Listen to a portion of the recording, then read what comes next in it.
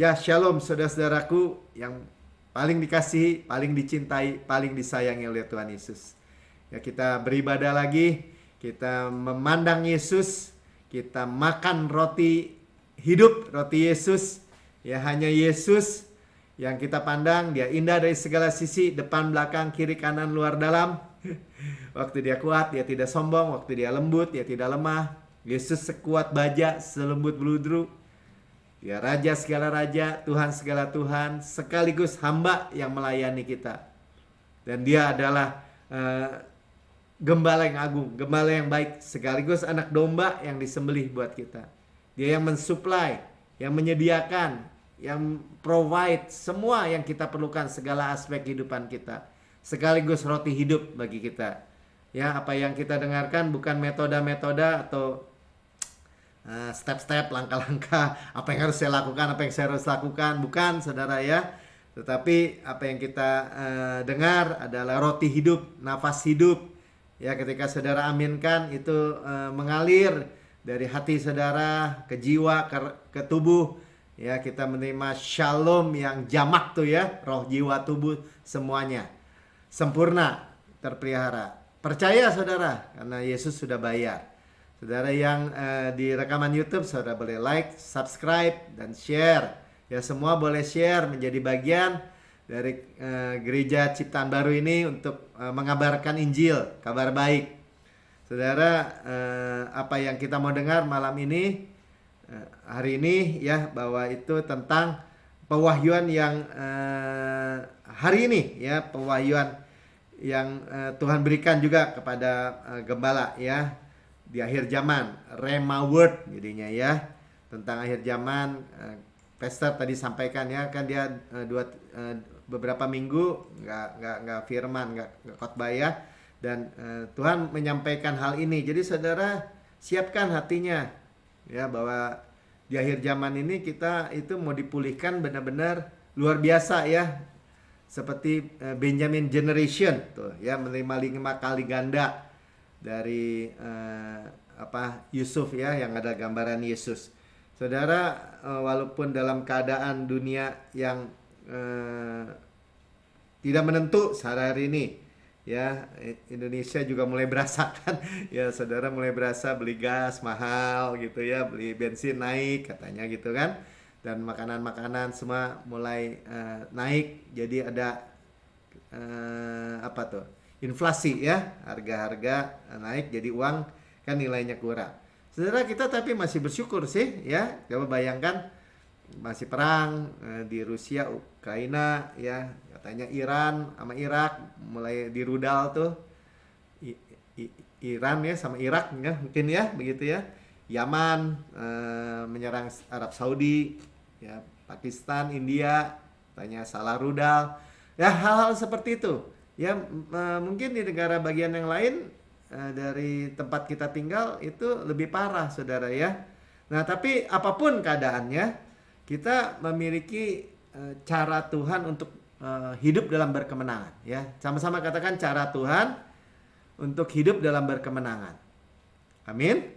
Ya, ini kemenangan yang sudah tersedia saudara. Ya, karena peperangan milik Tuhan. Katakan peperangan milik Tuhan. Ya, dia yang taruh musuh-musuh kita di kaki kita. Ya, sekalipun kita duduk sehidangan dengan raja, hanya makan, pandang Yesus, dan Tuhan yang bereskan semua, menaruh musuh-musuh di bawah kaki saya, katakan ya. Dan apa yang kita mau dengarkan kali ini itu sangat simpel. Cara Tuhan tuh simpel gitu. Ya, mengambil bukan apa yang gak ada daripada kita, atau memakai bukan apa yang tidak ada dari kita ya. Apa adanya. Ya, sangat sederhana, sangat simpel. Ya, kita akan melihat kisah di dalam 1 Samuel ini tentang Saul dengan Yonatan ya. Ini belum kisahnya Daud ya, tapi tentang kepahlawanan Yonatan nanti kita lihat. Bagaimana cara mindsetnya bapaknya Saul dengan Yonatan tuh berbeda. Ya, dan kita juga akan banyak melihat bahwa Tuhan itu memakai hal-hal yang tadi, yang sederhana, yang simple. Jadi bukan yang tidak ada dari kita. Kamu sih nggak kurang ini, kamu sih nggak begini, kamu sih nggak begini. Enggak ya. Jadi kita tuh benar-benar memakai cook yang enak dan ringan, ya, yang luar biasa enak. Dan kita tinggal agreement aja, sama-sama kan. Agreement tuh apa ya? Persetujuan dengan Tuhan. Jadi kalau saudara bersetuju dengan Tuhan, saudara katakan gini, amin. Nah gitu ya, amin ya. Nah, oke, siapkan hati kita, karena saya juga rindu semuanya mengalami kemenangan. Ya, kemenangan, musuh-musuh boleh sepertinya begitu mengerikan, tapi kemenangan dari Tuhan. Ya, dari 1 Samuel 13 pertama kita akan melihat ayat 5 sampai ayat 7 ya, gimana kisahnya. Bagaimana sebelum masuk ke sini, bagaimana Saul itu sebenarnya raja kan, raja pertama, buka aja Mik. Israel, bagaimana dia mulai menyerang Filistin, orang-orang Filistin, dan sehingga menimbulkan kemarahan ya bagi orang Filistin. Dan Filistin itu adalah gambaran orang-orang yang membenci Israel ya, membenci Saul tentu sebagai rajanya. Penentang-penentang, minggu lalu kita dengar ya tentang penentang-penentang. Ya, juga kita dengar bagaimana jemaat Laodikia dengan jemaat Philadelphia. Nanti ada hubungannya sedikit ya. Bagaimana Laodikia itu bergantung kepada people, orang ya, aturan orang, rule orang, manusia. Tapi kalau Philadelphia bergantung penuh pada pimpinan Tuhan. Beda bumi dengan langit, saudara. Ya. Nah, saudara lihat ya, adapun orang Filistin telah berkumpul untuk berperang melawan orang Israel. Jadi orang Filistin marah kan ya. Jadi datang dengan 3.000 kereta, 6.000 orang pasukan berkuda, dan pasukan berjalan kaki sebanyak pasir di tepi laut. Ya, jadi penulis Alkitab sampai bilang sebanyak pasir di tepi laut. Ya, begitu banyaknya. Mereka bergerak maju dan berkemah di Mikmas. Ya, Mikmas ini ibu kotanya Benjamin ya. Saul kan suku Benjamin ya. Di sebelah timur Bet Awen. Nanti kita lihat denahnya di Israel ya. Dan ketika dilihat orang Israel, jadi ketika orang Israel melihat dengan mata jasmani kan, begitu banyak tentara Filistin ya, bahwa mereka terjepit sebab rakyat memang terdesak, maka larilah rakyat bersembunyi. Lihat ya, bersembunyi di goa, di keluk batu.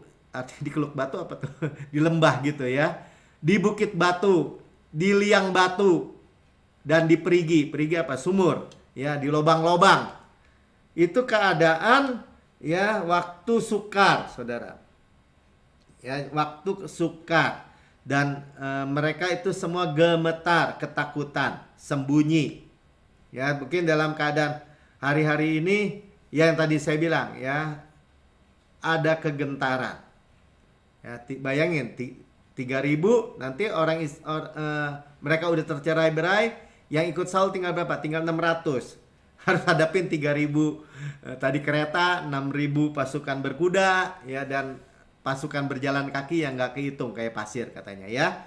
Nah, kita teruskan ayat yang selanjutnya, ayat 7. Malah ada orang Ibrani yang menyeberang arungan sungai Yordan, ya artinya nyeberang sungai Yordan ke daerah ya, ke tanah Gad dan Gilead, ke daerah Filistin. Ya, mereka akhirnya ya udah nyerah aja gitu.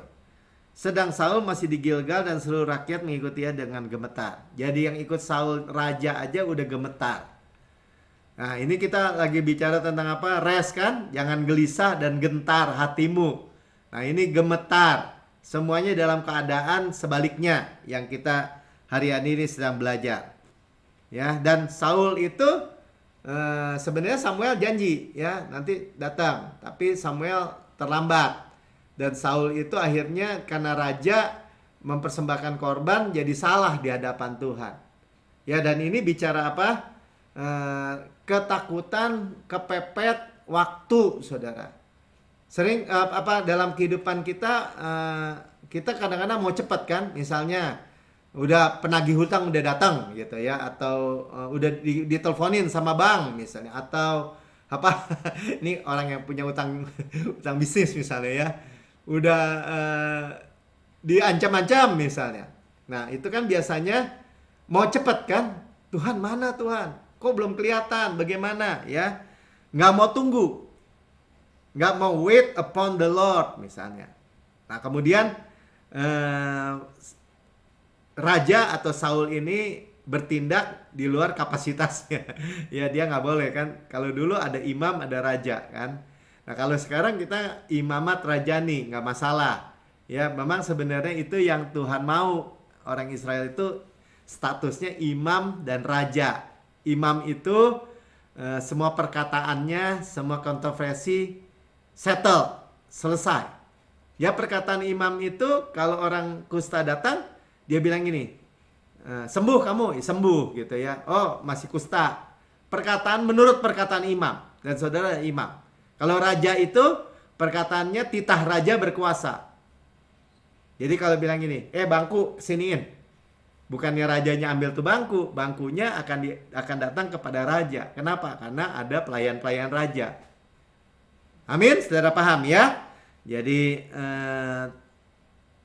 pada waktu itu karena Israel memilih tidak mau Tuhan sebagai raja, ya akhirnya dikasih Saul. Ya karena Tuhan orang Israel menolak kepemimpinan Tuhan sebagai imam, makanya suku Lewi. Ya, nah tapi jadi terpisah tuh. Ya, ayat 11, tetapi kata Samuel kan nabi dan imam ya. Apa yang kau perbuat? Jawab Saul, aku melihat rakyat itu terserak-serak sehingga meninggalkan aku, dan kau tidak datang pada waktu yang telah ditentukan. Padahal orang Filistin telah berkumpul di Mikmas. Ya, dia ketakutan. Ya, dia nggak bisa lagi menantikan Tuhan. Saudara, ini isu kita juga ya, gereja mungkin hari-hari ini seringkali juga saya lah gitu, nggak usah orang lain ya. Ketika sudah kepepet, udah nggak bisa lihat apa-apa gitu ya, nggak lihat jawaban. Sebenarnya kan tinggal lihat ke atas kan, lihat Tuhan. Tapi Tuhan nggak kelihatan gitu. Nah, dan sulit bagi daging. Jadi bagi daging ini sulit menantikan Tuhan. Ya maunya cepat. Tapi sebenarnya kalau ketika Tuhan bilang tunggu, ya tunggu sebenarnya. Berdiri teguh aja. Ya nggak mudah. Saya nggak bilang ini mudah, tapi kalau kita mau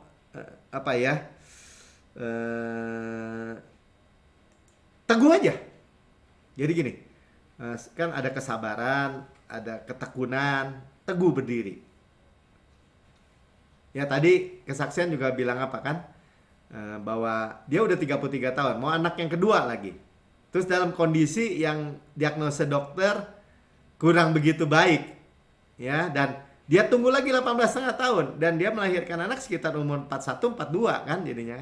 Seorang wanita 41-42 melahirkan anak, oh nggak mungkin kalau kata orang ya. Nah seperti itu kan. Tapi pasti nggak seorang ini sekarang isunya, saudara dengar ya. Jadi yang ikut Saul tinggal berapa? Ya 1 Samuel 13 ayat 15. Kemudian berangkatlah Samuel pergi ke Gilgal, ke Gibea, Benyamin, tetapi Saul memeriksa barisan rakyat yang bersama-sama dengan dia itu kira-kira 600 orang banyaknya. Jadi secara penglihatan fisik memang menggentarkan. Orang lawannya 3.000, bukan 3.000 orang loh, 3.000 kereta.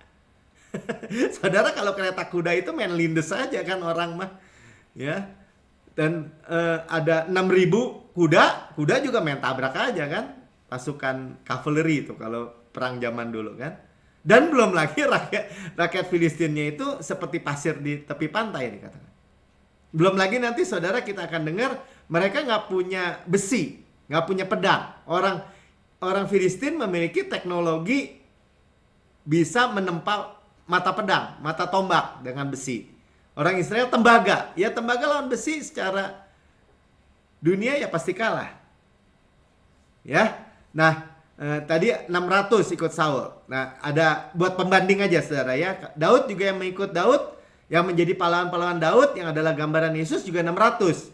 Ini gambaran aja. 1 Samuel 27 ayat 2. Bersiaplah Daud dan lalu berjalan ke sana, ia dan 600 orang yang bersama-sama dengan dia itu. Ya, jadi yang kemudian menjadi pahlawan-pahlawan Daud. Ketika kita bilang ini, Tuhan, saya di pihak Engkau. Orang bilang, halu deh, mulai deh, berhayal deh. Ya, orang bisa bilang begitu. Tapi saudara udah dengar tadi kesaksian panjang tuh tadi bacakan Ibu Cilicu tuh ya. Bagaimana dia tetap berendam di dalam kasihnya Tuhan aja. Nah, Daud itu ada gambaran Yesus ketika dia menjadi raja di Israel, semua 600 orang itu menjadi pemimpin-pemimpin. Ya. Menjadi orang-orang yang menjadi pemimpin. Bahkan kalau pastor selalu bilang gini, sayangnya Jonathan itu nggak pernah mau ikut di pihak Daud. Kalau nggak dia jadi menjadi salah satu pemimpin Daud. Ya, kerajaan Daud. Amin. Ya. Dan kita lihat bagaimana tadi saya bilang kalau gereja Laodikia rule diatur sama manusia, human. Kalau Philadelphia dipimpin oleh Tuhan, lead by Holy Spirit, ya, dipimpin oleh Roh Kudus. Dan jangan takut, kita kawanan kecil, gereja nih kita, cuman segini Pak Melki. Nggak peduli, saudara, nanti saudara lihat Tuhan pakai yang kecil, pakai yang simple, pakai yang sederhana untuk mempermalukan yang besar, memberi kemenangan yang besar. Bahkan saudara taruh aja dulu dalam hati saudara. Kita akan teruskan nih cerita ini, ya. Kita memiliki seperti Philadelphia bilang, kekuatanmu nggak seberapa, tapi kamu tetap tidak menyangkal namaku, katanya. Seperti kita tidak menyangkal Yesus dan karyanya semua. Sama-sama katakan Yesus dan karyanya. Hanya bagi saya. Ya, saudara, mau keadaan mau sampai jungkir balik seperti apa di dunia ini, gelap mau seperti apa, kita ada terang. Kita ada yang manis, Yesus. Yang percaya katakan amin. Itu kunci Daud, ya. Cuman ya itu, jaga aja, jangan gelisah, jangan gentar. Nanti kita teruskan, ya. Lanjut kembali tentang 1 Samuel 13 ayat 15-nya, ya, saudara. Saul, Yonatan anaknya dan rakyat ada bersama-sama dengan mereka tinggal di Geba Benyamin, dan orang Filistin berkemah di Mikmas. Ini supaya ada gambaran, kita lihat petanya denahnya kali ya.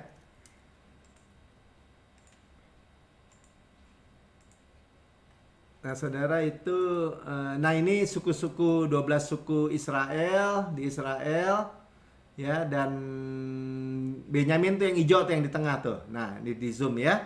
Jadi ini Benyamin, suku Benyamin itu ada Mikmas, ya. Mikmas tadi dia tinggal orang Filistin udah sampai di Mikmas, udah di ibu kotanya Benyamin tuh. Ya, tadi dan orang Filistin tuh udah mengepung, ya. Mengepung si Saul, ya, Saul dan Yonatan di Gibea, ya. Coba kita lihat dari tiga penjuru angin nih. Ayat 17 dulu ya, saya baca sambil ntar dimunculin dinamika. Maka keluarlah orang-orang penjara dari perkemahan orang Israel dalam 3 gerombolan. Ya, 3 gerombolan mulai mengepung nih. Yang satu mengambil jalan ke Ofra, ke daerah Shual, ya, dan 18 gerombol yang kedua mengambil jalan Bet Horon, dan gerombol satu lagi mengambil jalan perbatasan ke Ofra, daerah Shual.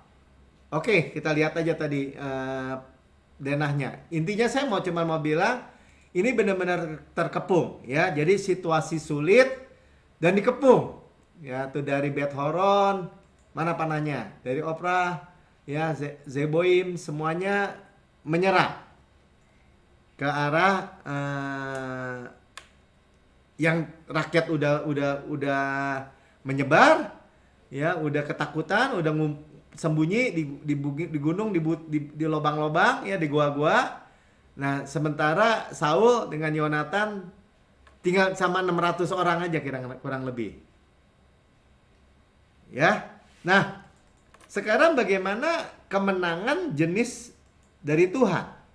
Ya, kita mau belajar tentang bagaimana kepemimpinan yang dibutuhkan. Ya, kalau metode dunia, ya, atau daging atau cara iblis melawan masalah, ya hasilnya seperti dunia, saudara. Saudara, kalau ini tantangan buat kita. Ya. Oh, cara begini, ya hasilnya kalau cara tadi, ya, saya bilang cara daging, cara dunia, cara iblis, ya hasilnya ya seperti itu juga. Ya kalau cara Tuhan untuk menang, ya kita pertama kita lihat backgroundnya ya. Filistin itu dari pulau di tengah laut ya, lewat Mesir masuk Kanaan tidak lewat Sungai Yordan.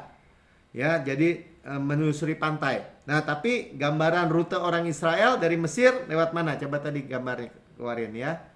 Ya, dari Egypt, Mesir, tuh ya, nyebrang laut Teberau, ya, dan terus ke Sungai Yordan nyebrang ya, ke Israel, masuk Kanaan. Nah, Sungai Yordan itu bicara apa? Ini cara Tuhan secara dasarnya dulu, saudara. Sama-sama katakan cara Tuhan.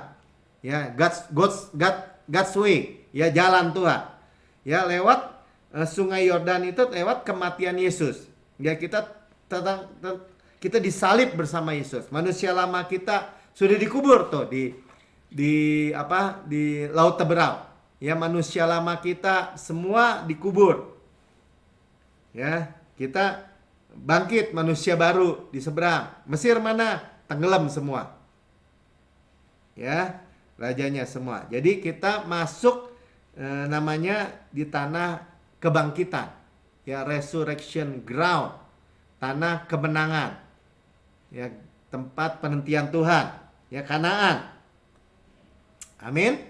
Nah, di situ beda rute.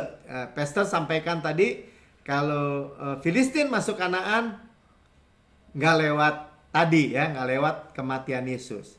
Jadi saudara, prinsip yang paling penting yang diulang-ulang terus bahwa kita itu tentang Yesus dan karyanya yang sempurna. Mati bersama Yesus dan ada di tanah kebangkitan. Saudara, itu prinsip kemenangan kita. Dan ini bicara juga kutuk diputar balik ya, di Ararat seperti Kejadian 8 ayat 4. Ya, sudah tahu Bahtera Nuh ya, setelah 40 hari 40 malam hujan, banjir dan surut ya, pada bulan yang ke-7 pada hari yang ke-17 bulan itu kandaslah Bahtera itu pada pegunungan Ararat. Ya, Ararat artinya kutuk yang diputar balik. Ya, jadi berkat. Kita udah dengar ya, kalau diputar balik jadi berkat, double. Ya, dari malu diganti kehormatan double. Ya. Nah, saudara, kenapa kita melihat itu? Nah, tadi kan saya katakan bahkan keadaan Israel bukan kalah jumlah aja, saudara, kalah teknologi, saudara. Ya, jadi keadaan Saul dan Yonatan itu dan 600 dan semua yang udah tercerai-berai Israel itu udah kalah jumlah, kalah kereta, kalah kuda, kalah teknologi, kalah orang. Semuanya udah kalah jauh. Ya, teman, ditulis di dalam 1 Samuel 13 ayat 19. Ya, saudara perhatikan, seorang tukang besi tidak terdapat di seluruh Israel. Sebab orang orang Filistin berkata, jangan-jangan orang Ibrani membuat pedang atau tombak. Ya, kalimatnya agak bingung ya. Jadi pedang dan tombak itu dari besi, sama-sama kan dari besi. Ya, mata pedang, mata tombak kan dari besi. Ya, nah di orang Israel tuh nggak punya teknologi membuat pedang dan tombak. Ya, kalau zaman sekarang, negara-negara yang memiliki nuklir. Nah, ada negara-negara yang nggak punya teknologinya atau nggak punya persenjataan seperti itu. Nah, ketika negara-negara yang punya nuklir diserang, yang nggak punya ya kalah jauh ya. Ya, kalah kekuatan. 20. Jadi semua orang Israel harus pergi kepada orang Filistin. Jadi ini keadaan kondisi orang Israel sebelum diserang juga ya. Kepada orang Filistin untuk mengasah mata bajaknya. Jadi mata bajak kan buat membajak kan, buat ya beliungnya, yaitu aritnya ya, kapaknya. Ya, ini juga aritnya. Jadi senjata beliung tuh golok lah ya, kapak buat motong pohon atau aritnya masing-masing. Ya, pokoknya semua yang mengandung besi, dia nggak punya teknologi untuk menempa. Dia tidak punya teknologi, belum punya teknologi untuk tadi ya, harus pergi ke orang Filistin. Dan mahal, 21. Adapun bayarnya ialah 2/3 shikal untuk mata bajak atau beliung. Kita lihat ya, mahal, 2/3 shikal. Dan 1/3 shikal untuk kapak dan untuk memasang kusa. Nah, kita akan lihat ya, ox, goats. Goats ini, kusa ini Nanti kita akan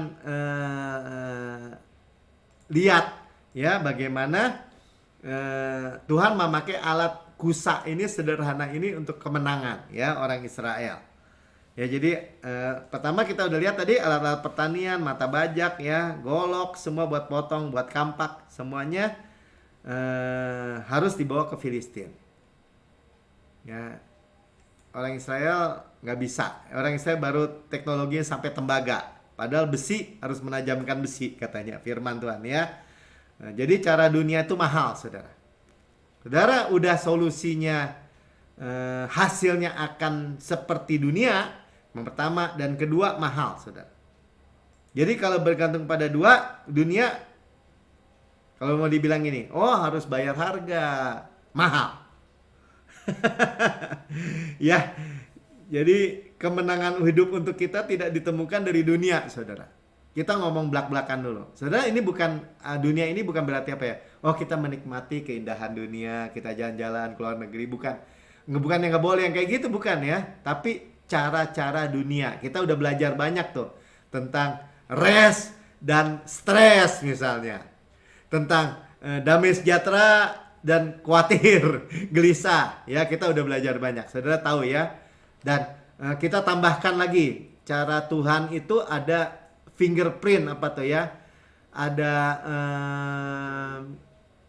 sidik jari Tuhan. Nanti kita lihat ya, paling gampang kalau saya sidik jari Tuhan ada Yesus dan karyanya nggak yang sempurna itu ya, ada tuntunan Roh Kudus nggak ya, dan oh Pak saya nggak dengar suara Roh Kudus Pak, saya nggak peka. Saudara adalah anak Allah, saudara adalah domba Tuhan. Domba-dombaku mendengar suara Tuhan. Bukan saudara, bukan si dombanya yang hebat. Tuhan yang mau bicara. Kita mau mendengar atau enggak, gitu aja. Amin.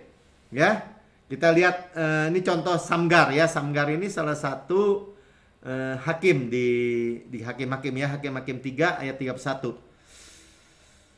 Oh, sebelumnya ayat 22 ya. Saya selesaikan dulu ayat 22 1 sampai 13. Ya, sehingga pada hari pertempuran itu sebilah pedang atau lembing pun tidak terdapat pada seluruh rakyat yang bersama-sama dengan Saul dan Yonatan. Mereka udah kalah teknologi atau saudara. Udah kalah jumlah, nggak punya kalah senjata lagi. Nggak ada, cuman yang punya Saul sama Yonatan. Dua. orang Filistin punya apa? Seluruh pasukannya sebanyak pasir, punya pedang dan tombak atau ya.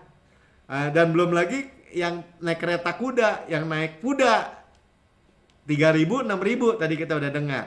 Ya, tetapi Saul dan Yonatan anaknya masih mempunyainya. Jadi beli dari Filistin ya. Nggak punya teknologi tapi adalah ya. Nah, saudara, gambaran apa nih, saudara?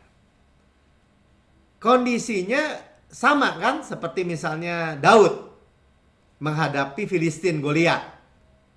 Pakai apa? Pakai katapel dan 5 batu licin. Nggak usah pakai 5-5-nya, pakai 1 aja Goliat udah tumbang. Seperti apa lagi? Simpson lawan orang Filistin dengan rahang keledai. Ya, 1.000 orang Filistin dibunuh dengan rahang keledai. Nah, itu bicara apa, saudara? Ya, bicara kayak tadi ya, seperti Samgar ini, saya mau baca aja lah ya, juga Samgar. Jadi tadi kan kita dengar Daud, kita dengar Simpson, Hakim-Hakim 3 ayat 31, sudah dia bangkitlah Samgar bin Anat. Ia menewaskan orang Filistin dengan tongkat penghalau lembu. Nah, sama tadi kusa itu. Ya, tadi kusa kan ada yang dari besi yang harus dibuat di Filistin. Nah, ini kusa nih.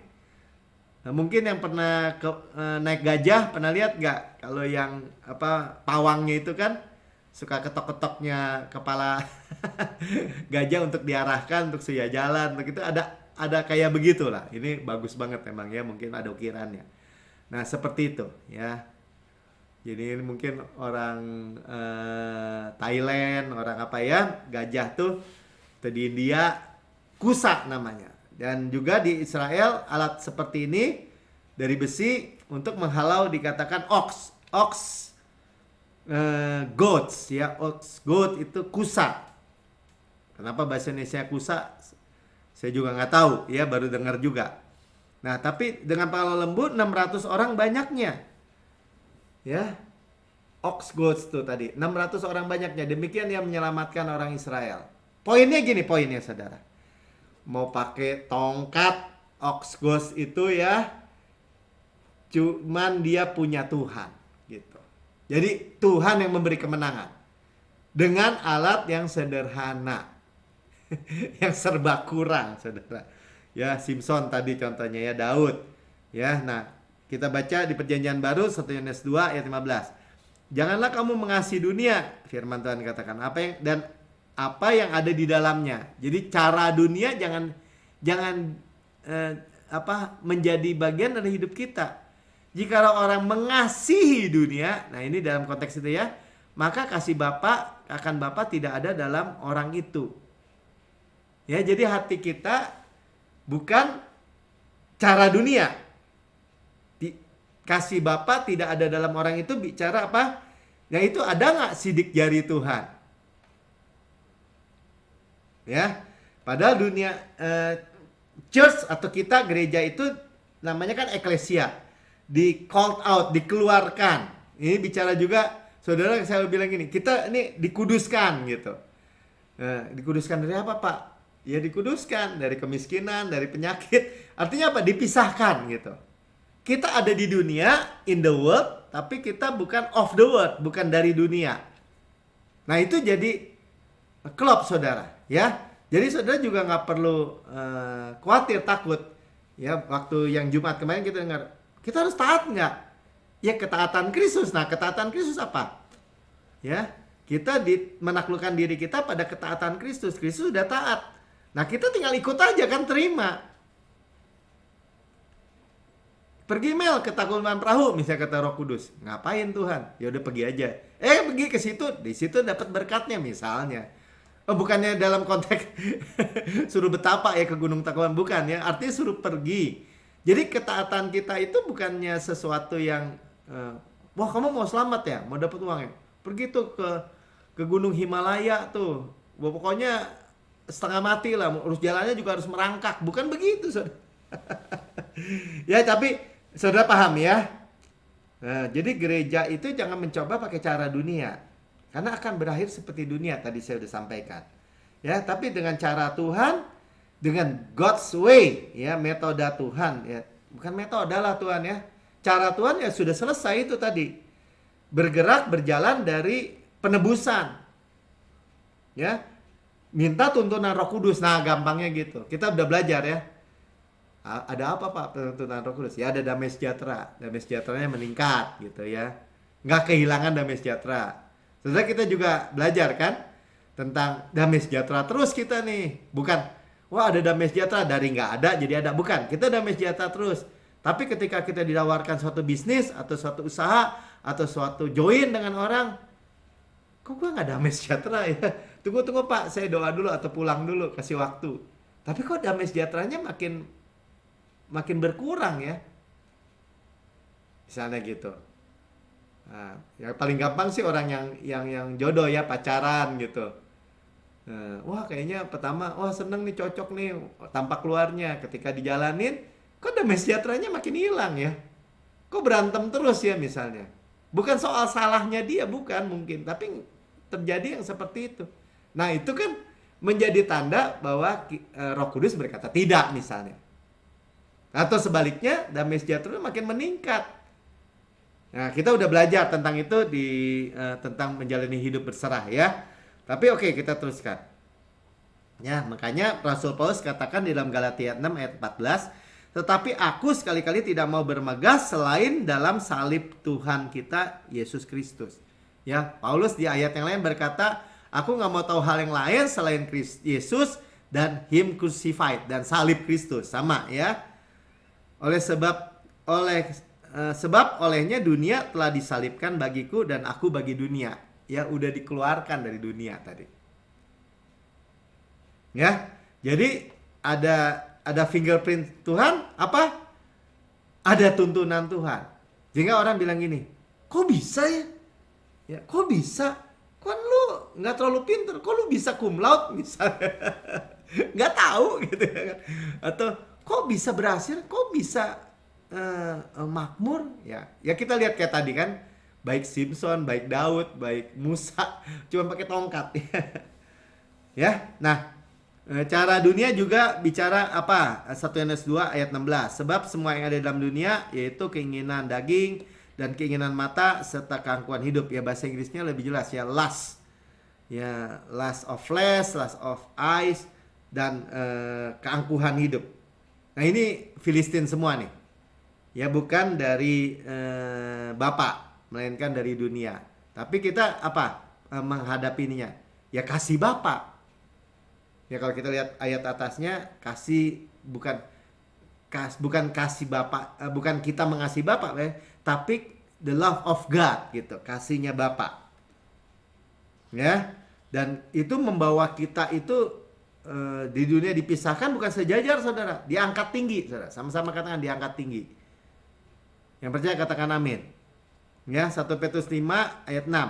Karena itu rendahkanlah dirimu di bawah tangan Tuhan yang kuat. Artinya apa? Tuhan, saya nggak sanggup, tapi Engkau sanggup. Saya taruh hidup saya, anak-anak saya, keluarga saya di bawah tangan, di dalam tangan Tuhan misalnya. Yang kasihnya lebar, panjang, tinggi, dalamnya nggak kukur. Di bawah tangan Tuhan yang kuat artinya apa? Di dalam perlindungan Tuhan gitu, kita tahu. Supaya kamu ditinggikannya pada waktunya. Sama-sama katakan ya. Kita tadi dengar siatnya. Ditinggikan Tuhan pada waktunya. Berarti pasti saudara, pengharapan saudara. Ya saudara juga tiap kali juga menerima berkat. Mari berterima berkat Ulangan 28. Saudara ditinggikan di atas segala bangsa. Mana ayatnya ada nggak? Ya, jika engkau baik-baik mendengarkan suara Tuhan Allahmu dan melakukan segala dengan setia segala perintahnya. Nah, kalau di dalam Perjanjian Lama ada ketentuan dan syarat berlaku ya. Pak, ada syaratnya, Pak. Iya, syaratnya sudah diselesaikan oleh Tuhan. Ya, oleh Yesus yang kusampaikan padamu pada hari ini. Jadi tadi kan ketaatan Kristus, kesetiaan Kristus itu sudah diselesaikan sebagai saudara untuk saudara. Kita tinggal dengarkan, artinya apa? Hearing. Amin Tuhan, saya terima. Amin. Maka Tuhan akan mengangkat engkau di atas segala bangsa di bumi. Sama saudara.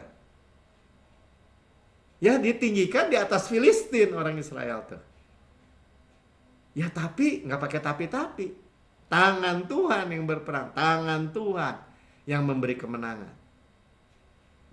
Ya, peperangan itu milik Tuhan. Artinya apa? Tuhan mau di pihak mana kamu? Makanya kata apa Panglima Bala Tentara kan kepada Yosua. Kata Yosua, pihak kawan, pihak lawan kau. Bukan. Kamu di pihak mana? Akulah Panglima Bala Tentara. Sekarang aku datang. Kamu mau di pihak mana? Even orang percaya, orang Kristen, tapi maunya pihak dunia, kalah saudara. Hasilnya kayak dunia, udah gitu aja. Ya, tetapi kalau kita bilang ini, saya di pihak Tuhan, ditinggikan pada waktunya, set on high. Ya, makanya ada wait upon the Lord. Ya, menantikan Tuhan aja, tenang aja. Ya mati Pak kalau nantikan terus. Kayak tadi Saul ya. Samuel datang, mati dong kalau menantikan terus. Buktinya? Enggak. Gimana aja. Maunya orang Filistinnya sakit perut dulu kayak atau apa, nggak tahu pokoknya. Paham saudara? Amin. Ya. Jadi lanjut ya, Efesus 1 ayat 3. Terpujilah Allah dan Bapa Tuhan kita Yesus Kristus yang dalam Kristus telah mengaruniakan kepada kita segala berkat rohani di dalam sorga. Sama kan? Saya selalu bilang kan, saudara menerima berkat-berkat pneumatikos. Berkat-berkat rohani itu berkat-berkat pneumatikos, jenis Roh Kudus. In heavenly places. In heavenly places, sumber supply berkat surga yang tinggi itu kan kita ditinggikan segala bangsa itu menjadi dikaruniakan sudah menjadi milik kita. Ya. Yang percaya katakan amin. Ya. Ulangan 8 ayat 18. Bagian A aja ya. Tetapi haruslah engkau ingat kepada Tuhan Allahmu. Human remembering ya, ingat aja, pandang. sebab dialah yang memberikan kepadamu kekuatan untuk memperoleh kekayaan. Sama-sama katakan, Tuhan memberikan saya power, kekuatan, kekuasaan untuk memperoleh kekayaan. Yang percaya katakan amin. Ya, power to get wealth dari Tuhan. Saudara paham? Ya. Tapi kalau cara Filistin misalnya waktu angkut tabut gitu ya. Kalau kita tahu ya, kita kan fokus tabut seperti kita udah belajar ya, bagaimana Daud itu memiliki kunci Daud yaitu tabut dan mersisit darah. Ya. Tapi Daud sebenarnya baca tuh, dia tukang baca firman Tuhan kan. Tapi dia lihat Filistin, oh Filistin kalau pakai kuda, pakai kereta, Filistin pakai roda bisa lebih cepet tuh. Bener tuh caranya tuh, ya kereta baru ditarik lembu kan kalau Filistin. Kereta baru bicara apa juga, keretanya bagus nggak rewat gitu ya. Wah Daud lihat lebih cepat. Tapi apa? Akhirnya menghasilkan kematian Usa kan? Itu yang saya maksud tadi. Cara dunia hasilnya dunia, kematian ujungnya. Tapi cara Tuhan, gimana Pak Melki cara Tuhan? Tuhan bilang ini, tabut harus dipikul sama imam. Tapi ketika dipikul begitu, imam mengangkat, tabut yang angkat imam. Makanya nggak bisa tersandung, terpelecok, jatuh, mati, nggak ada. Saudara meninggikan Yesus, mengangkat Yesus, fokus Yesus, saudara ditinggikan di atas segala bangsa. Semua berkat rohani itu menjadi bagian kehidupan saudara dan saya. Yang percaya katakan amin. Itu cara Tuhan. Ya Pak, tapi cara Tuhan itu nggak, aduh gimana ya? Ya sering lah, kalau saya sih udah kenyang lah ya kalau dibilang. Ini dia begini tuh, sombong tuh. Jadi kita dibilang sombong saudara. Ya belagu ngomongnya, ketinggian gitu. Halu. Berkhayal tuh. Adalah istilah-istilah, sampai saya lupa ada istilah-istilahnya, saya sering dikatain gitu. Padahal saya bilang, saya nggak bisa apa-apa, saya hanya terima. Tapi memang saya terimanya yang, misalnya bahasanya Tuhan apa? Surely, pasti misalnya. Hope, elpis, positive expectation of good. Apalagi? Berlimpah-limpah. Kekal, tidak berkesudahan, tidak habis-habisnya. Apalagi? Tidak terbatas. Tuh kan, Pak Melki kan bahasanya kan gitu kan. Super abound. Bahasanya, ya bukan bahasa saya. Saya mana bisa kekal gitu. Tidak habis-habisnya. Lebar, panjang, tinggi, dalamnya nggak kukur. Bahasa siapa tuh Pak Melki? Ya bahasa yang saya quote dari firman Tuhan. Ya, emang Bapak nggak bisa loh hilang keselamatan orang percaya? Enggak gitu. Kenapa? Ya Tuhan nggak mau hukum saya lagi misalnya gitu. Pasti, surely, tidak akan pernah mungkin. Bisa kalau dalam hal yang negatif. Tuhan mengingat dosa, memperhitungkan dosa, Tuhan lupa. Nah, saudara beda kan? Beda nggak? Terminologi saudara? Term-term saudara, bahasa-bahasa saudara. Duduk dalam lindungan Maha Tinggi, in the secret place. Wah, lu nyama-nyamain sama Tuhan. Yesus kepala, gua tubuh, gitu. Tempat yang maha tinggi, naungan yang maha kuasa, tidak pernah ditinggalkan, tidak pernah dilupakan. Saudara, masalahnya gini, nggak tahu saudara ya, apakah hal-hal itu masih menjadi jengah gitu, atau apa jengah ya? Menjadi hal-hal yang, janganlah, saya sih suka sih dengernya, tapi janganlah, saya nggak mau lah, ngeri, nanti kecewa. Banyak orang begitu. Mungkin itu juga yang menjadi pemikiran Saul. Entah kalau si Samuel nggak datang-datang gimana? Mati kita semua. Saudara, hanya gitu tantangannya. Saudara percaya nggak? Ya, jadi sistem dunia itu sistem Filistin. Kita belajar lagi nih. Nah, kita memiliki victory misalnya contoh seperti Ishak. Ya, tahu ya Ishak waktu menghadapi kelaparan. Ya, di tempat dia tinggal. Ya, dia udah mau ke Mesir. Nah, kita udah tahu Mesir itu apa? Ya cara Filistin, kembali ke stres, double stress kan, Mesir itu Misraim. Tapi Tuhan intervensi, misalnya Kejadian 26 ayat 12, maka menaburlah Ishak di tanah itu. Tanah apa? Tanah kering. Karena lagi kelaparan. Dalam tahun itu juga ia mendapat hasil 100 kali lipat. 100 kali lipat. Sebab ia diberkati Tuhan. Nah saudara, dan saya kan tinggal bilang gini, saudara mau nggak dikenal? Atau kita praktek aja sekarang. Saya mau dikenal sebagai orang yang diberkati Tuhan. Malu nggak? Ngerasa sombong lu. Orang diberkati Tuhan cuma terima kok. Ya, saudara seperti Ishak anak Abraham kan? Kan kita anak Abraham, keturunan Abraham. Ya. Tapi kita menabur di sini, menabur di Kanaan. Di tempat perhentian Tuhan. Atau kembali lagi tadi, mau cara kereta Filistin, mau lebih cepat pakai roda. Gimana Pak Melki? Kan kita mau ini percepatan, acceleration. Ya harus pakai cara Filistin. Ya enggak, harus ras.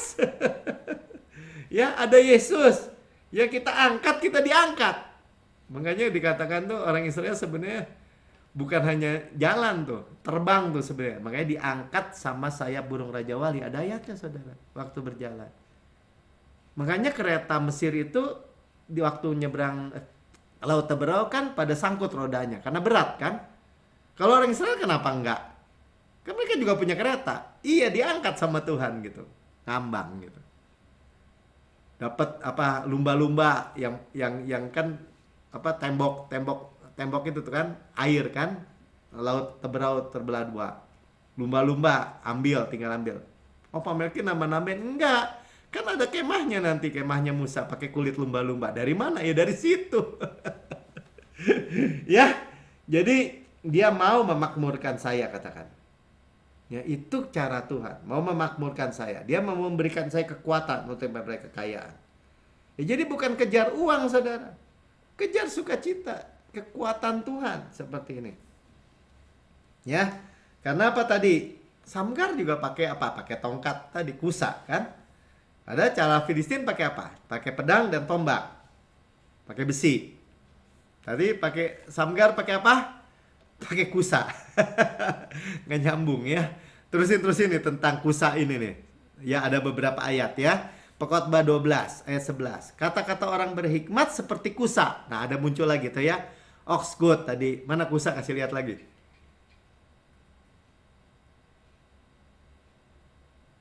Ya jadi tongkat buat ini ya. Saya bayangin sih waktu naik gajah aja tuh. Ada ya. Dan kumpulan-kumpulannya seperti paku-paku yang tertancap. Nah tadi kan ada pakunya kan, ada yang tancap. Diberikan oleh satu gembala. Apa itu? Kata-kata saudara. Ya, berkata-kata walaupun kita berkata gini, enggak, saya adalah kebenaran Allah dalam Kristus. Saya mewarisi Kanaan. Nah itu seperti kusa dikatakan. Ya. Nggak punya uang, bilang, Tuhan Yesus itu datang supaya saya boleh hidup dan bolehnya dengan segala kelimpahan.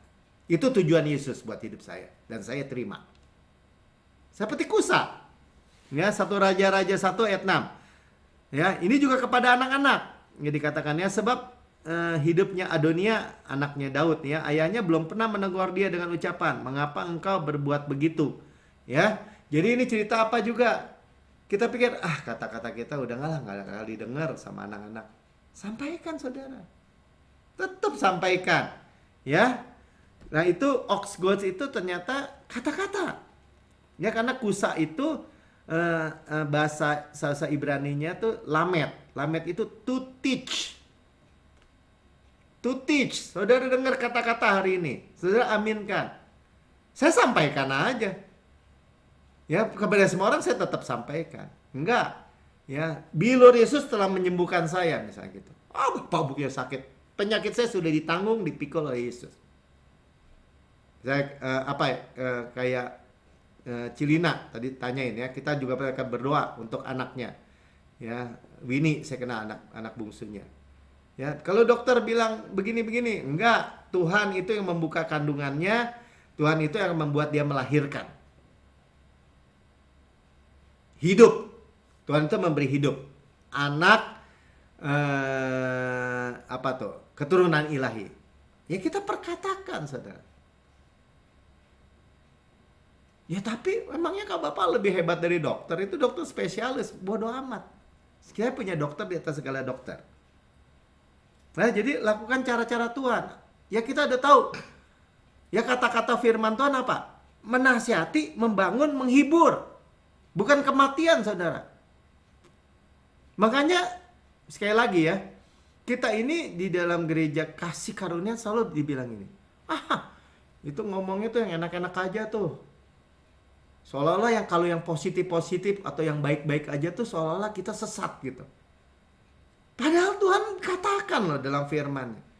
Firman Kristus itu menasihati, menghibur, membangun. Tapi kalau kematian, keruntuhan, kayaknya lebih enak. Ya saudara, perhatikan baik-baik. Musa, ya ini bicara tongkat lagi, Keluaran 4 ayat 2. Tuhan berfirman kepadanya, apa yang ada di tanganmu itu?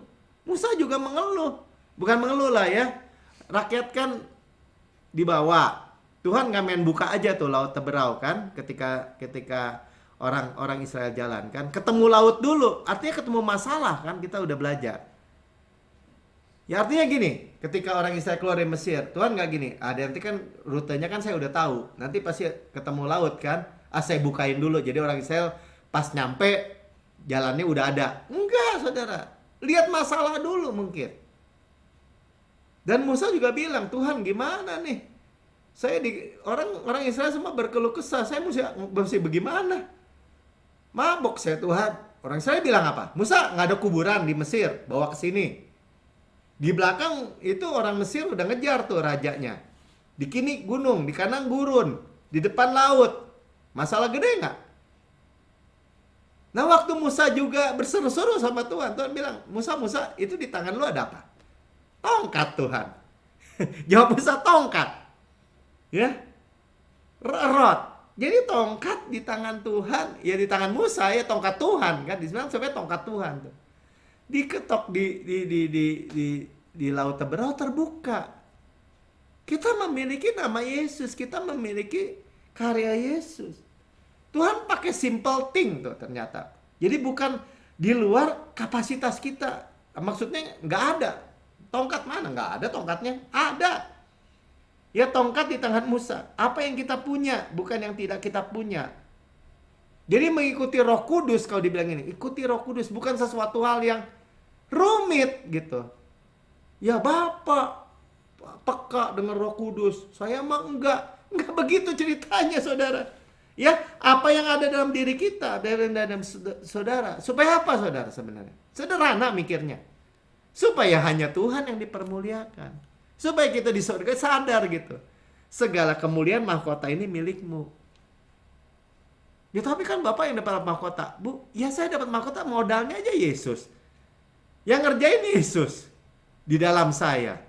Saya sadar. Saya terima kemuliaannya betul. Saya terima hasilnya betul. Tapi saya tahu ini semua untuk kemuliaan Yesus. Amin. Dan selalu supply-nya mengatasi tuntutan, demand ya. Kita nggak membatasi Tuhan.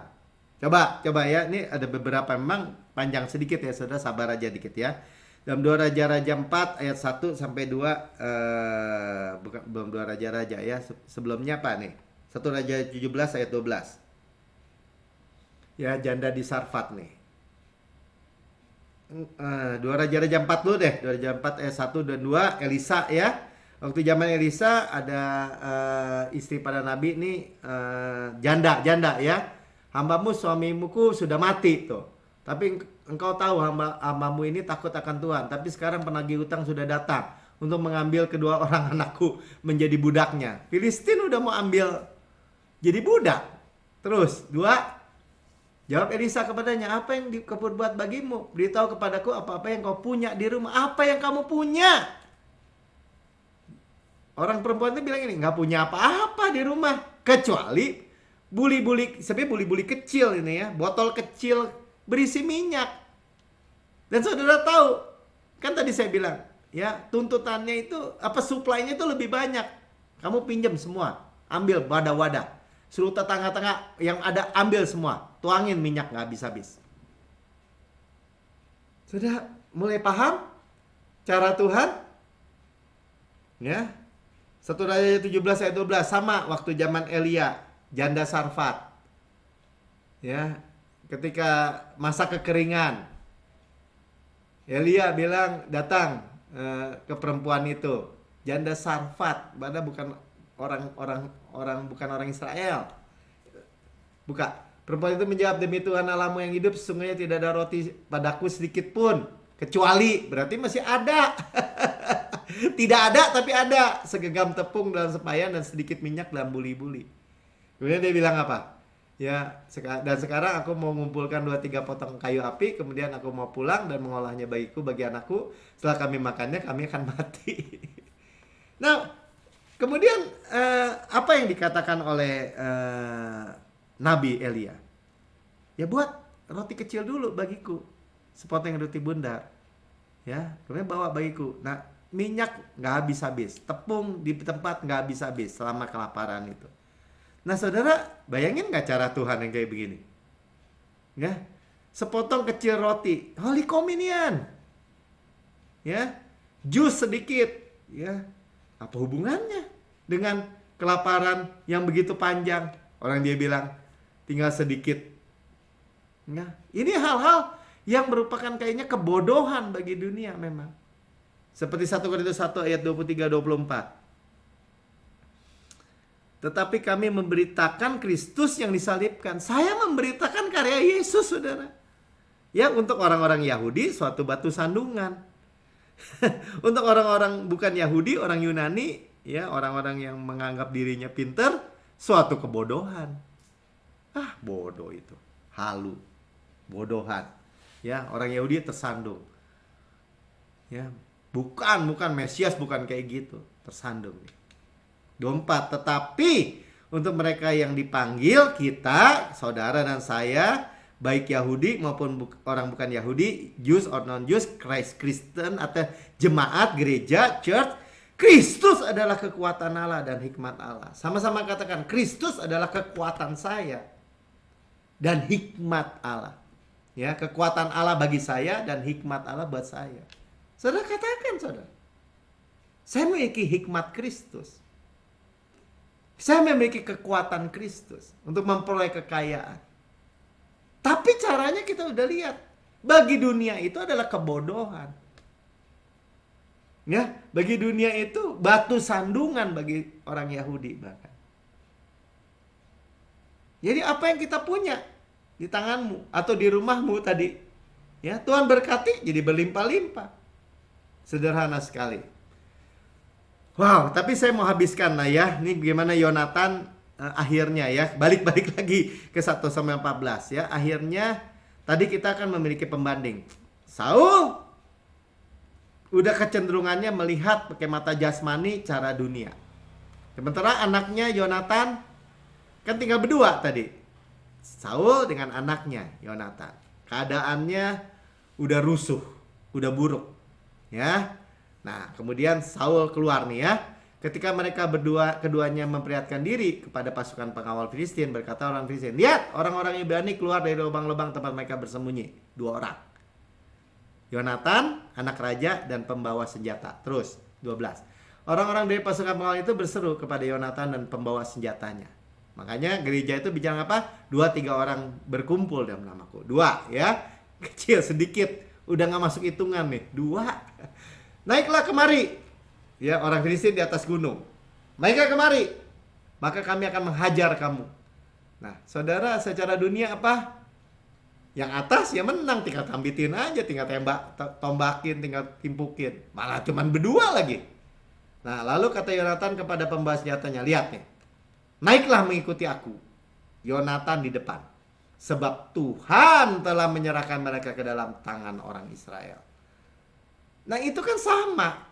Perkataan apa? Kalau orang dunia bilang salu. Ya, hayal. Udah ngapain? Ya, dia punya senjata, Yonatan kita tahu ya, 1 pedang. Pembawa senjata yang pegang. Cuma berdua. Saudara, Yonatan tangan kosong dulu kali ya, atau bawa perisainya. Yang bawa senjata di belakang. Pukul, golok kali ya. Oke, 13. Jadi kita baca aja. Maka naiklah Yonatan merangkak ke atas dan diikuti oleh pembawa senjatanya. Orang-orang itu tewas terparang oleh Yonatan dan sedang pembawa senjatanya membunuh mereka dari belakang. Ya diparang dulu, sudah dibunuh kali ya. Ya, begitu ceritanya. Ya, dan saudara lihat ya. Secara dunia kerugian bagi Yonatan. Secara hikmat dunia yang di atas menang. Ya orang dia berdua, dia banyak lagi. Ya terus berapa banyak yang diparang. Ya kemudian berkumpul 12 tadi 13 mungkin ya. 13 dulu, 13. Nah, maka naiklah Yonatan merangkak ke atas 13, 14. Kekalahan yang pertama ini yang ditimbulkan Yonatan dan bawa senjatanya itu besarnya kira-kira 20 orang. Berdua 20 orang di atas kalah. Dalam jarak kira-kira setengah alur sepebajakan ladang. Ya, seperti Yesus dipikir kalah sama iblis ya, dicambukin seperti dibajak punggungnya. Tapi oleh itu kita sembuh. Terus ya, lalu timbullah, saudara baca sama-sama. Ini ya seperti apa tuh, riak gelombang di danau, dilempar batu, plung, riaknya sampai kemana-mana. Maka timbullah kegentaran di perkemahan apa? Di perkemahan Filistin tentu saja. Di padang apa? Di daerah Filistin tentu saja. Dan di antara seluruh rakyat apa? Ya rakyat Filistin. Juga pasukan pengawal tuh kan dijelaskan. Penjara-penjara yang tadi 3 arah itu gentar. Bahkan bumi bergetar sehingga menjadi kegentaran yang dari Allah. Saudara percaya nggak nih? Kita udah mulai menyampaikan terus nih firman Kristus. Kasih karunia Yesus dan karyanya. Ya, boleh orang bilang nggak ada efek apa-apa. Tapi Tuhan kalau udah bicara bumi gemetar, kegentaran yang dari Tuhan, dari Allah ini. Terusin 16. Ketika peninjau Saul di Gebea melihat hal itu, sesungguhnya orang ramai seperti ombak, tuh lihat kan? Dari riak kecil menjadi ombak berjalan ke sana kemari. Terusin. Habis 20 ya. Nah, berkumpullah Saul, seluruh rakyat yang bersama-sama dia, dan ketika mereka sampai ke tempat pertempuran apa? Kak Yonatan dan pembawa senjata berdua.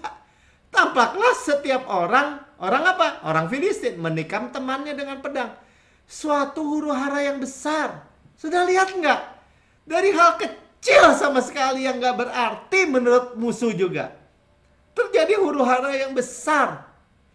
21. Ya terus aja lah ya kita baca ya, nggak usah dijelasin lagi pula orang-orang berani yang telah lama tinggal pada orang Filistin dan yang telah ikut maju dalam tentara mereka yang udah jadi pro musuh berbalik bergabung untuk orang Israel.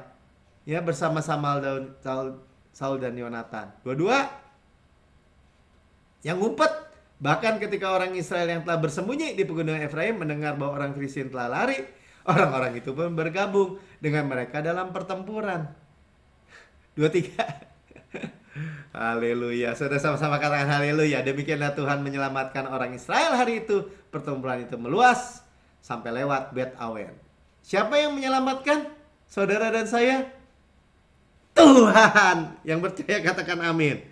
Amin. Ya, itulah kita dipisahkan. Kita dipisahkan. Holy Kudus dipisahkan dari sistem dunia ini. Dipisahkan dari miskin, dari penyakit, dari kutuk, dari wabah, dari kecelakaan. Dipisahkan di dalam Yesus. Yang percaya katakan amin. Saudara nggak panjang lebar kan tuh ya. Ya ayat terakhir lah. Sebab di mana 2-3 orang berkumpul dalam namaku, ada di tengah-tengah mereka. Saudara, kita lebih dari 2-3 orang. Kita tahu Yesus berada di tengah-tengah kita. Menimbulkan apa? Menimbulkan kemenangan besar. Sama-sama katakan amin. Haleluya. Mari kita, saudara, sebelum perjamuan kudus, saudara yang mendengar firman Tuhan melalui rekaman YouTube, saudara berkata, wow, luar biasa Tuhan. Yesus itu, saya belum pernah menerima Yesus sebagai Tuhan dan Juru Selamat pribadi saya. Saudara, bukan kebetulan saudara mendengar rekaman ini. Saudara boleh ikuti saya berdoa untuk menerima Yesus sebagai Tuhan dan Juru Selamat saudara pribadi. Katakan, Tuhan Yesus yang maha mulia. Ikuti. Tuhan Yesus yang maha mulia, saya menerima Engkau sebagai Tuhan dan Juru Selamat hidup saya. Dengan mulut saya mengaku, dengan hati saya percaya bahwa Yesus sudah mati buat saya, dibangkitkan karena pembenaran ya, dan naik ke surga, duduk di sebelah kanan Allah Bapa, dan menempatkan saya bersama-sama dengan Yesus.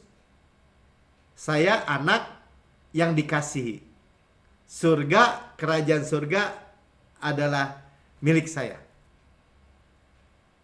Saya menikmati kemenangan cara Tuhan hari ini.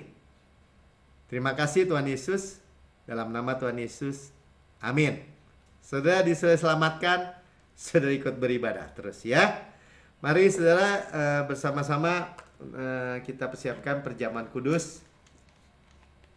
Saudara diberkati, saya sangat diberkati, yang menyampaikan juga sangat senang, sangat penuh sukacita. Diberkati luar biasa ya. Kemenangan cara Tuhan itu begitu simpel, begitu sederhana. Ya, hal-hal yang kecil, hal-hal yang sedikit, hal-hal yang simpel. Ya, supaya apa? Supaya Tuhan dipermuliakan. Jadi cocok saudara. Ya, seperti ini. Ya, tadi small cake, roti yang kecil. Tapi kita ingat ya, bahwa hari-hari ini semua pandemi nggak bisa tembus panji-panji Tuhan yang kita tinggikan. Ya, Holy Communion ini. Ya, sebab pada malam Tuhan diserahkan, Tuhan mengambil roti dan memecah-mecahkan dan berkata, inilah tubuhku yang diserahkan bagi kamu. Perbuatlah ini menjadi peringatan akan aku. Saudara, ya, kita memperingati apa? Memperingati kematian Tuhan sampai Tuhan Yesus datang. Kematiannya apa? Kehidupan buat kita. Amin. Ya. Dan kita mengakui tubuh Tuhan, tubuh Kristus benar-benar makanan, darah Kristus benar-benar minuman. Ya, benar-benar bermanfaat, benar-benar menguntungkan. Tubuh Kristus diremukan supaya saudara utuh. Utuh tuh sukses, utuh berkemenangan tanpa susah payah. Kemenangan luar biasa ya. Ditikam supaya dosa saudara dihapus, dicambuk supaya saudara sembuh. Ya, saudara mau sakit apa? Mau masalah apa? Ya, karena apa? Karena Tuhan telah pikul penyakit dan sakit kita dikatakan. Dan oleh bilurnya saudara sudah sembuh. Ya, dicambuk, digantung tuh ya, dibakar, seperti di film di belakang ya. Murka Tuhan semua ditimpa, semua kutuk ditimpa. Saudara nggak perlu menerima kutuk lagi, kutuk keturunan, kutuk apapun, nggak ada. Penyakit, ya. Dan kita itu tidak dihukum lagi. Kenapa? Firman Tuhan katakan apa? Ya, kita tidak mengharapkan penghukuman, tidak ada penghukuman sama dalam Kristus. Tapi kita berkata, sebagaimana Yesus di surga, demikian saya di bumi sekarang ini. Yesus itu di surga apa? Layak terima kuasa dan kekayaan dan hikmat dan kekuatan dan hormat dan kemuliaan dan berkat. Demikian saya di bumi. Sehat, kuat, segar, dimudahkan, energik, dinamis, subur. Ada DNA Kristus. Zoe Life, Zoe Kosmos. Dalam setiap sel, jaringan anggota tubuh kita. Berharap lebih dari 120 tahun dengan kenyang. Amin. Ya, makan daging Kristus, paha kanannya, kekuatannya. Ya, dadanya yang di wave gini, paha kanan diangkat, salib karya Yesus ya. Roti malaikat, roti pemenang, roti hidup. Mana surgawi, hukum roh yang menghidupkan, memerdekakan saudara dan saya dari hukum dosa, hukum maut, gandum yang terbaik diolesi butter, bau harum Kristus dan madu dari gunung batu. Saudaraku yang kekasih, bukankah roti yang kita pecah-pecahkan ada persekutuan kita dengan tubuh Kristus? Amin. Makan dalam nama Tuhan Yesus. Terima saudara, bahkan dimudahkan lagi. Kepala sehat, tubuh sehat, disegarkan lagi, diberi kekuatan baru. Kita daging Kristus, tulang Kristus, benar-benar. Ya, juga untuk Winnie, anaknya yang dikandung sembuh, pulih, hidup, Zoe Life mengalir, kehidupan Kristus. Nah, sudah makan, ini cawan perjanjian baru yang dimeteraikan oleh darahku, kata Tuhan. Ya, untuk pengampunan segala dosa. Ini dasarnya, diampuni segala dosa, dibenarkan sepenuhnya. Masa lalu, masa kini, masa depan, selama-lamanya. Karena darah Yesus. Ya, Tuhan melupakan. Tidak pernah mungkin ingat dosa dan kesalahan kita. Tidak diinput dalam kehidupan kita. Sekalipun kita gagal. Karena kita di bawah air terjun darah Yesus. Hati nurani kita sempurna karena korbannya sempurna. Saudara dan saya mewarisi semua yang sudah dibayar oleh darah. Kanaan, berkat Abraham, dunia ini, shalom Kristus, peace of mind, kesehatan, kemakmuran, ya, panen raya besar dari hujan akhir, golden oil dari golden pipe, berkat-berkat pneumatikos kita tadi dengar ya, berkat-berkat rohani in heavenly places, warisan anak sulung, ya, karisma tuh karuniakannya roh, semua Tuhan sudah bayar overpayment dengan darahnya. Saudaraku yang kekasih, bukan kacauan yang atasnya kita mengucap syukur, ada persekutuan kita dengan darah Kristus. Amin. Minum dalam nama Tuhan Yesus. Haleluya. Ada yang diberkati, katakan amin. Terima semua berkat-berkat alam surgawi ya, yang adalah milik kita di dalam Kristus. Yesus yang berhak memang, tapi kita yang menerimanya. Mari kita mengucap syukur. Haleluya. Katakan dengan iman, saudara terima, hidup saudara tidak akan sama lagi.